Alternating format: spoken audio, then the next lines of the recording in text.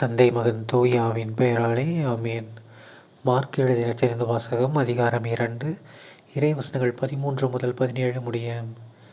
இயேசு மீண்டும் கடலோரம் சென்றார். மக்கள் கூட்டத்தினர் எல்லாரும் அவரிடம் வரவே அவர் அவர்களுக்கு கற்பித்தார்.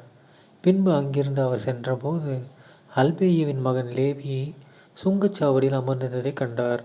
அவரிடம், என்னை பின்பற்றி வா என்றார். அவரும் எழுந்து இயேசுவை பின்பற்றி சென்றார். பின்பு அவருடைய வீட்டில் பந்தி அமர்ந்திருந்த போது வரி தண்டுபவர்கள் பாவிகளாகிய பலர் இயேசுவோடும் அவருடைய சீடரோடும் விருந்துண்டனர். ஏனெனில் இவர்களுள் பலர் இயேசுவை பின்பற்றியவர்கள். அவர் பாவிகளோடும் வரி தண்டுபவர்களோடும் உண்பதை பரிசேயர் சார்ந்த மறைநூல் அறிஞர் கண்டு அவருடைய சீடரிடம், இவர் வரி தண்டுபவர்களோடும் பாவிகளோடும் சேர்ந்து உண்பதேன் என்று கேட்டனர். இயேசு இதை கேட்டவுடன் அவர்களை நோக்கி, நோய் அற்றவருக்கு அல்ல, நோய் உற்றவருக்கே மருத்துவர் தேவை. நேர்மையாளர்களை அல்ல, பாவிகளையே அழைக்க வந்தேன் என்றார். ஆண்டவரின் அருள்வாக்கு. கிறிஸ்துவே உமக்கு புகழ். அன்பார்ந்த சகோதர சகோதரிகளே, இன்று பொதுக்காலம் முதல் வாரம் ஜனவரி 18ஆம் தேதி 2025ஆம் வருடம் சனிக்கிழமை. இன்றைய நற்செய்தியில் பாருங்க, நம்ம இயேசு கிறிஸ்து ஆண்டவர் சூப்பரான ஒரு விஷயத்தை எடுத்துருக்கிறார். என்ன விஷயம்? என்னை பின்பற்றி வா. ஓகேங்களா? அப்படி சொன்ன அடுத்த நிமிஷம் என்னாச்சு? அவர் லேவி என்ன பண்ணுறார்? அல்பேயுவின் மகன் லேவி எழுந்து இயேசுவை பின்பற்றி சென்றார். ஓகேங்களா? நம்மளையும் பார்த்து இயேசுவை கூப்பிட்றாரு, டேய் போதும்டா, நீ யார் யாரையோ பின்பற்றுனது போதும்.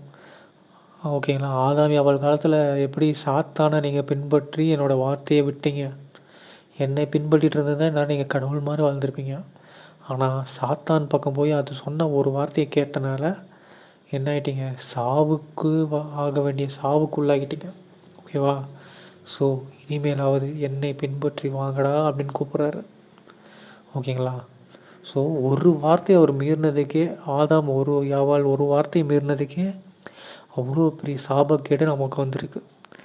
ஆனால் இப்போ நம்ம எவ்வளோ கடவுளுடைய கட்டளையை மீறினோம்னு நினச்சி பாருங்கள். ஓகேங்களா? இனிமேலாவது கடவுள் சொன்ன வழியில் நம்ம நடந்தோம்னா மீண்டும் நாம் என்ன பண்ணலாம்? பழைய நிலைமைக்கு திரும்ப முடியும். கடவுளுடைய வழிக்கு நாம் போக முடியும். அதுக்கப்புறம் கடவுள் பார்த்துக்குவார். ஏன்னா அவரோட ஆடை எப்படி மேய்க்கணும்னு அவருக்கு தெரியும். ஓகேங்களா? ஸோ நல்ல ஆயனாய் கடவுள் நம்மளை சூப்பராக கொண்டு போவார். தந்தை மகன் தூயாவின் பெயராலே ஆமேன். இயேசுவுக்கே புகழ், இயேசுவுக்கே நன்றி, மரியே வாழ்க. இயேசுவின் ரத்தம் ஜெயம். அல்லேலூயா.